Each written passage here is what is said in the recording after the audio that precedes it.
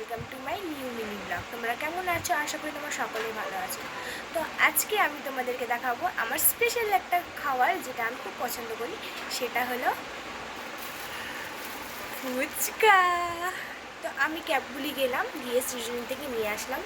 তো কারা কারা বালুরঘাটের সৃজনী ফুচকা ভালোবাসো তারা অবশ্যই কমেন্ট করবে। তো চলো আমরা ফুচকাগুলো স্টার্ট করে নিই। এটা দেখো, একটা বাটিতে ঢেলে নিয়েছি। আর আমাকে এখানে 12টা ফুচকা দিয়েছে, যেহেতু আমি 20 টাকা নিয়েছি, আমি একাই খাবো তো সেই জন্য 20 টাকা নিয়েছি। আর এখানে দিয়ে দিয়েছে আমাকে আলু, এই যে আলু, আর একটা ছোট্ট পাউচের মধ্যে সস।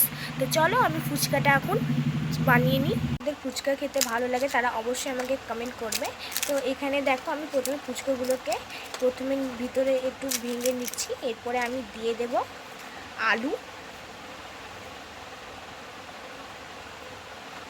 আলু দিয়ে দিলাম।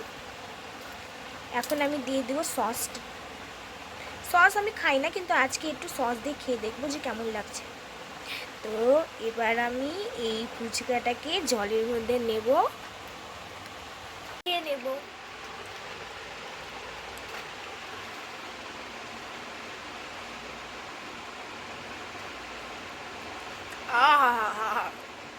গাইস, এত সুন্দর ফুচকা আর জলটা এত সুন্দর করেছে, আই লাভ ইট। একটা বানিয়ে নিচ্ছি আলু, আর শুধু জল দিয়ে খেয়ে দেখবো যে কেমন লাগছে।